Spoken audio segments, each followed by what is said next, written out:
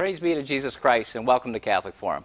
I'm your host, Alan Dunst, and on today's episode, we're going to be talking about an organization with which we at Catholic Forum feel a special kinship with, because their focus is much like ours, focusing on both reaching into current Catholic members, as well as outward to those who just might be curious about what Catholicism has to offer. And that organization is called the Catholic Information Center. And from Catholic Information Center, we're happy to have Kelly McLaughlin. It's Director of Marketing and Public Relations. That's correct. So thank you so much for being here, Kelly. Thank you for having me. So why don't you just introduce our audience to what is the Catholic Information Center and its mission? The Catholic Information Center is a ministry of the Paulist Fathers in collaboration with the Diocese of Grand Rapids. The Paulists were asked to come to Grand Rapids in 1947 by Bishop Haas, and they actually started out in a old store downtown on Monroe called Jack's Cut Rate Men's and Boys Clothing, and they transformed that into the first Catholic Information Center in Grand Rapids. My goodness. Their primary mission is evangelization, which especially back in the 40s and 50s was really important. They modeled the Catholic Information Center after Christian Science reading rooms, so that people that were, they would place the Catholic Information Centers in mid to large cities and offer classes there. They would offer a place for them just to go in and maybe pick up a brochure or pamphlet on Catholicism, and they would also be able to instruct them on how to become Catholic. Oh, interesting. So now, you said this is a ministry of the Paulist Fathers. Yes.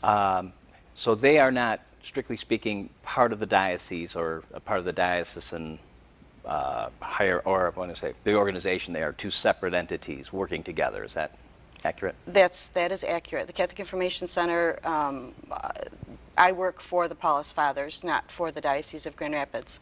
Up until 2008, we had a separate facility on Ionia that had a chapel and then a Catholic Information Center.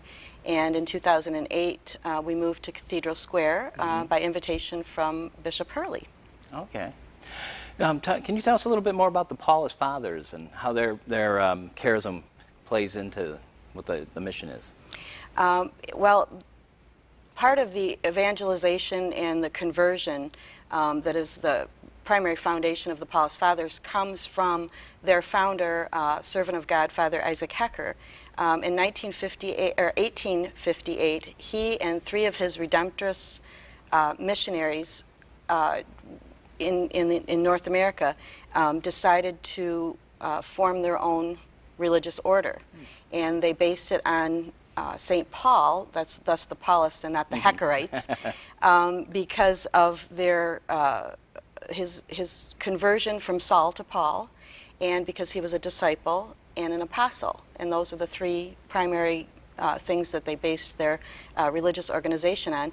And I find it interesting, all four of the original Paulists had been Protestants prior to being converted to Catholicism, and then became the Paulists. So their heart has always been in the conversion. Right, excellent.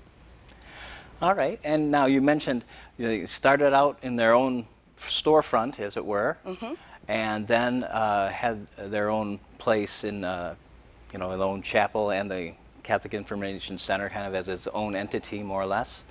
And then they were kind of brought into the main structure when they built a Cathedral Square, as you mentioned.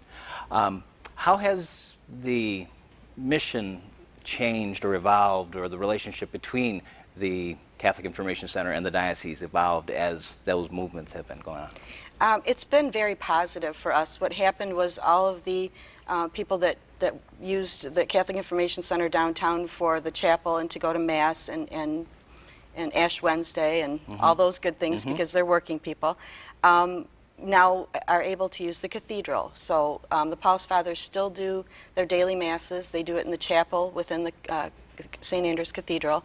And then we have a separate building for the Catholic Information Center where we have run our classes and programs. And it's been actually wonderful because we have access to all the people of the diocese, and we're able to collaborate with them. We're able to learn what they're up to so that we can piggyback on what they're doing. We have phenomenal technology there. We're able to live stream the majority of our classes. Nice. And have them as video on demand, and it's really been fantastic. Excellent. Why don't we give our audience kind of a taste of what kind of classes that might be available through the Catholic Information Center? What kind of offerings have you had through the years? Part of what the Paulist Fathers have always done since the beginning is use media, the most high-tech media known at the time. For example, in 1866, Father Hecker started Paulist Press in New York City. So, immediately wanted to go to printing magazines and newspapers and things like that. And they formed Paulist Productions, and I think you've probably heard of Busted Halo. So they're always trying to be on the cutting edge of what technology is. And so, and part of that is meeting the people and being a bridge to what's contemporary culture. And so, for example, we just had a program that we ran at the end of July called Holy Brew. Okay. Where we had one of our Paulist seminarians come in and do a program about the Trappist monks and the Abbey ales. And we had tastings of the different beers Oh, for really? everybody. And it was very interesting. We only had one class at first in a smaller room, had to bump it to 2 classes, then we had to move it to a larger room and then add a 3rd class, and they were all full. Oh, my goodness. So, and we had a couple of Christian Reform folks show up and some Baptist folks show up, so it really was cut across a lot of different lines. Nice. We also had an art conference that we ran in April where we had John August Swanson come in. We had 150 people from across the United States attend. Excellent. So it was very nice. Yeah. Now, is that something that you're planning on making? Is that going to be an annual thing, or is that kind of a special occasion, that particular conference? It was a special occasion. That's probably, John August Swanson is getting older and doesn't particularly care to travel, and he did it as a personal favor for someone that was sponsoring the event. So that probably isn't something that we would do on an annual basis, but we may do something similar in the future. Sure. It sounds like you keep yourselves open to try to to do innovative programming and kind of to reach out people where they are, as opposed to it's kind of a catechism class type of thing. Well, all of our, well, not all of our classes, the majority of our classes are available for catechist certification. Okay. So if you attend one of our classes and you fill out the form and turn it in, you can get credit for it. And we do run classes that are, I would call advanced, like we do lector training and Eucharistic minister training, but we also do things like Bible basics, scripture, Isaiah, just picking out something. Okay. And we just done doing a brown bag book club where people just brought in their dinner and they went over The Joy of the Gospel by Pope Francis. And that was another highly popular class that we did. We also do some really fun things like Dinner with Daniel, where you go over Daniel, but we serve dinner, or we have dinner and a movie, and serve them popcorn and pizza, and then you discuss the faith, different faith-based movies. So we do have a diverse, we do a lot of interfaith. We work with the Kaufman Institute, Cooley Law School, Grand Valley State College, or State University, and try and really get out there. We have had Thomas Groom come in and speak for us. This fall we have Dr. Michael W. Higgins, who's going to be joining us talking about Thomas Merton and Henry Nouwen. Ah. And so we kind of run the gamut of just about everything that you can think of that's Catholic. Right. Excellent. Well, which is why we love you. Well, and we also do things, we do the interfaith things we do. We have done mosque tours, Hindu temple tour. We invite in Rabbi Lewis. Al Lewis has spoken. Gonzalo Munir has spoken about Islam. We had a Buddhist monk come in and speak. So, we try and offer a lot of interfaith events as well. Well, we should point out that the three E's that we've kind of put up on our titles represent not only evangelization and education and ecumenism. So the things you're describing obviously are right in all three of those baskets. We have a great director of programming who tries to make sure we are fitting each one of those on a fairly regular basis across the time. Yeah. About how many programs do you actually put on per year? We generally put on around 80, 85. Really? We get between 4,000 and 5,000 people through our door every year. Nice. Okay. We have another 1,300 that we know watch us on live stream. So, and about, I think 63% of those are from Michigan, but surprisingly we get people from all over the world that tune in to watch a live stream event, so that's great.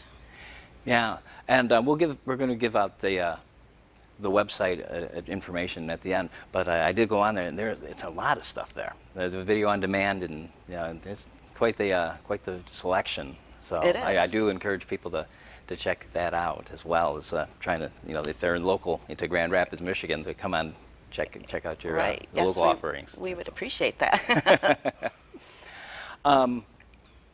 So, given that, I'm curious as to, as a ministry, how do you kind of gauge that you're going in the right direction, that you're being successful at what you're doing? Is there a way to have the sense of we're going in the right direction, this isn't where we're supposed to be heading, or anything like that?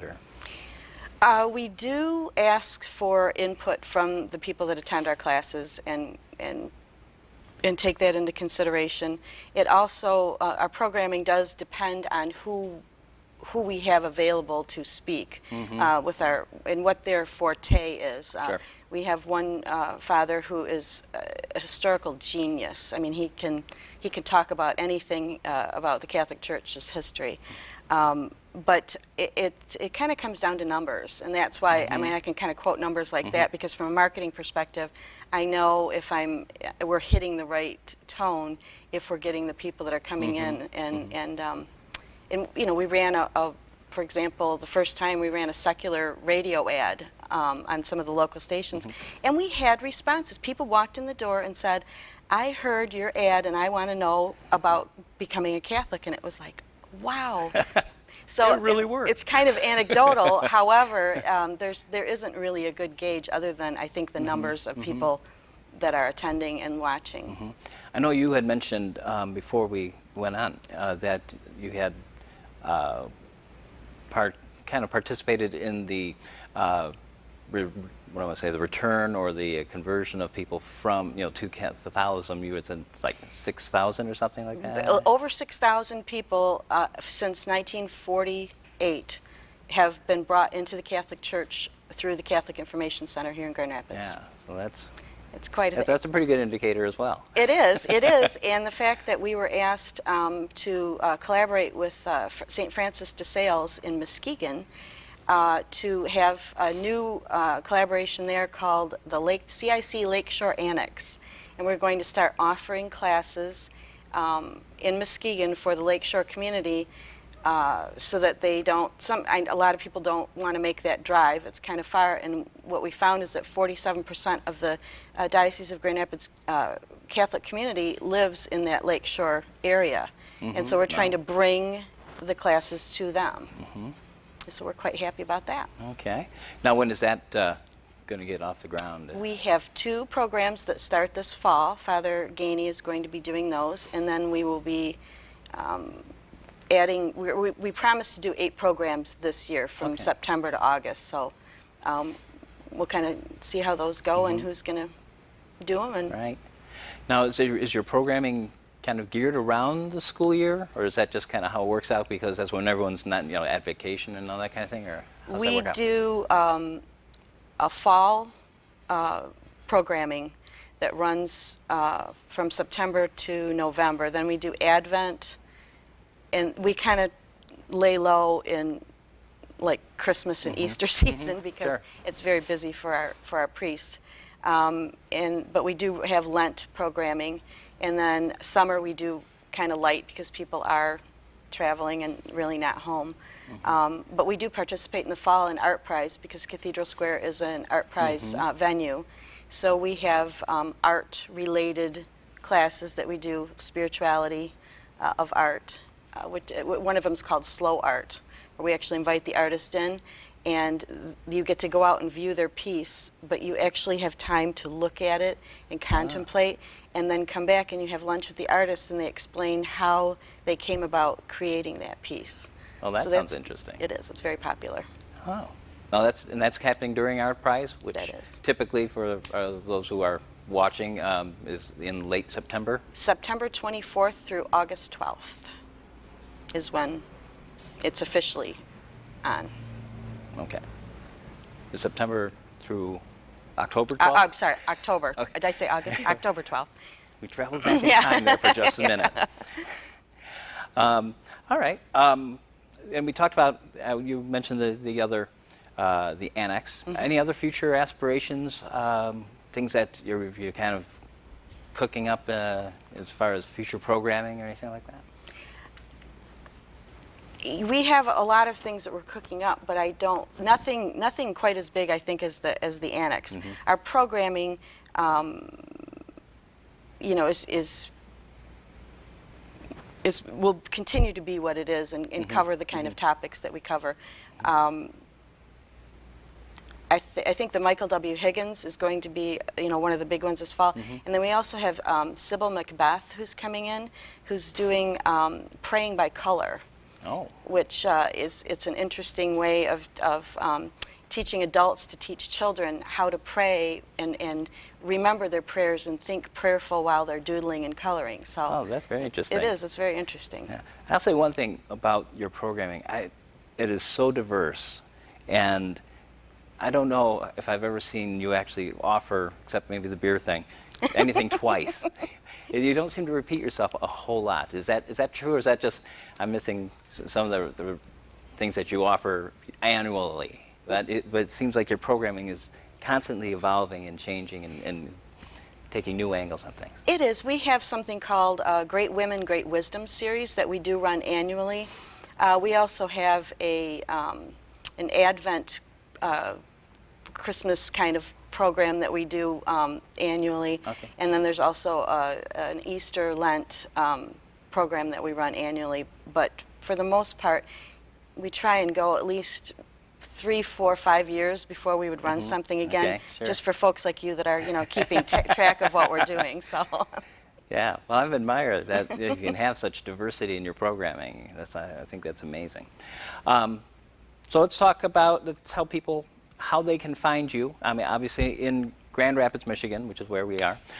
You're located at Cathedral Square. What's the official address there? It's 360 Division South. We're on the 2nd floor. We have a little cafe actually in the front of our lobby that, you know, if people want to stop by and grab a cup of coffee and take a look at our program guide, they're welcome to do that. We have folks that come in and that are in the downtown area and they just want to come up and eat their lunch and work on their computer. We have Wi-Fi. We have folks that come in and just, like, they want to do a little mini Bible study and they use the space for that. There's a centering prayer group that meets there weekly. So, you know, there are a lot of people that are coming and going through there, and it is open to the public. So you don't have to feel intimidated by coming into the diocese building. Right. And for those folks who aren't in Grand Rapids, they can still find you on the web. On the web at CatholicInformationCenter.org. All spelled out. Pretty simple to remember. Yep, and you can find all of our videos and live stream events on there as well. Yeah. Just, like I said, I saw they seem to have a lot of them. Do you know offhand how many videos that you have available? No, I don't. We began live streaming, I believe, 2 years ago. Okay. We've tried to do almost every event that we can live stream. Yeah. That translate well to live streaming. Obviously, like dinner and a movie wouldn't translate well to a live stream event, but. Yes, indeed. All right. So maybe if we can tell us just at the moment, kind of who are do you have like featured instructors, I guess, your main teachers. I know you have, you said Father, is it Gainey? Father John Gainey is our executive director. Okay. And we also have Father John Kenny, who is our scholar in residence. Okay. And he actually runs our Catholic inquiry class that runs for 11 weeks starting in September every year.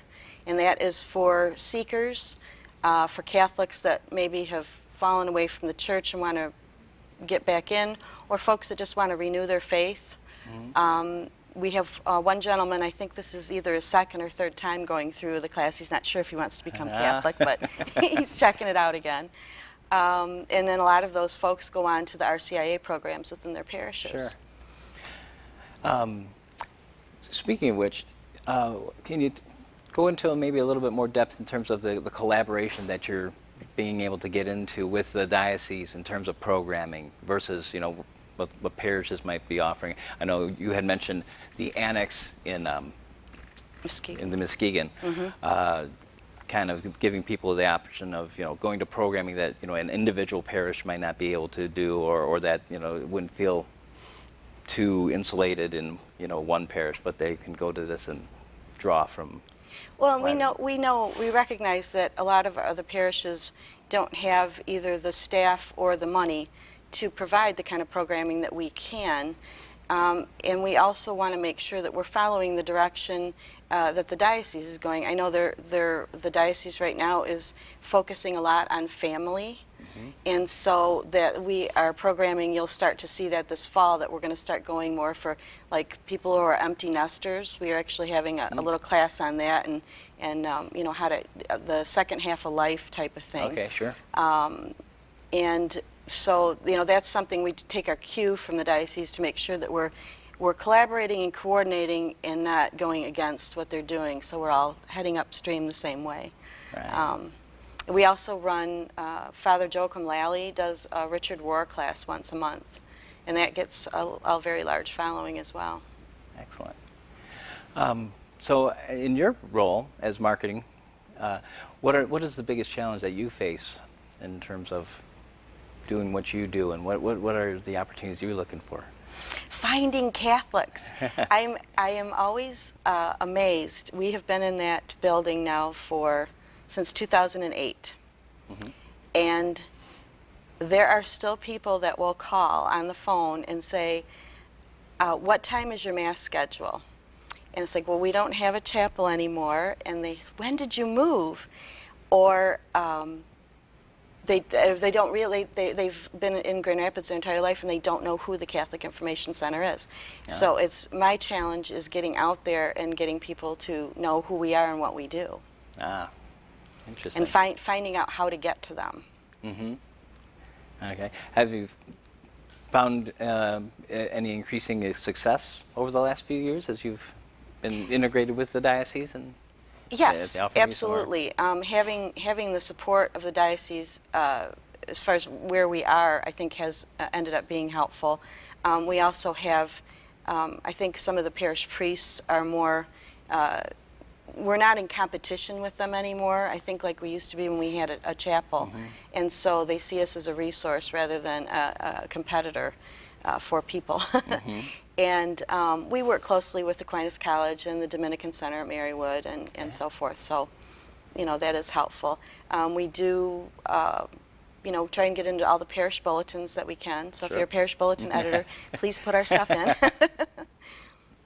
And other than that, it's simply going out and going to websites like Experience GR, GR Now. I was kind of shocked for Holy Brew. We had a young couple that were just up visiting from Florida, and they saw the Holy Brew on Experience GR and decided to come. And I thought, well, I'm doing my job. Yeah. And Excellent, excellent. So is there anything else that we should know about the Catholic Information Center? Anything else you want people who are watching to take away with?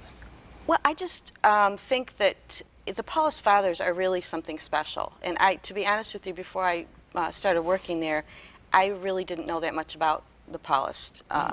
And just the way that they have polished productions, they do films, they do TV, the Busted Halo program, they just are really willing to get out there and meet the people where they are. And I think that's a very unique quality that they have as a group. And I really appreciate what they do, and it makes my job that much easier to be able to promote their programming. Yeah, and somewhat probably unexpected from a Catholic organization. Most people would kind of associate those kind of outreaches with, you know, evangelical kind of ministries. But Exactly. So it's interesting to. Well, it's kind of funny. As I was doing a little homework before I came here, I didn't realize the Paulist Fathers back in, like, I think it was the 30s, used to have mobile chapels, trailers that they outfitted so that they could go to rural America and convert and bring people to it. And if you read some of Father Hecker's notes as they went to different missions, he would write down how many people they gave communion to and how many converts he got from that one place. So, you know, it's very interesting that it continues on, you know, so many years later. Yeah. Well, it's wonderful work that they do and that you do as part of the organization. And obviously, from what, you know, some of the numbers you just mentioned, you know, you're being successful, you're bringing in those converts, and you're continuing to look forward in terms of how to reach people where they are. Exactly. And show them the beauty of the Catholic faith. So we really thank you. Tell you what, before we go, give us the website one more time. CatholicInformationCenter.org. All right, excellent. Thank you so much, Kelly McLaughlin you, from Alan. Catholic Information Center. And we want to thank you for being with us today. And we hope that you'll check out the Catholic Information Center, either in person if you happen to be in the West Michigan area, or online at CatholicInformationCenter.org. In the meantime, we wish you a blessed day, and may God bless you in the name of the Father, the Son, and of the Holy Spirit. Amen.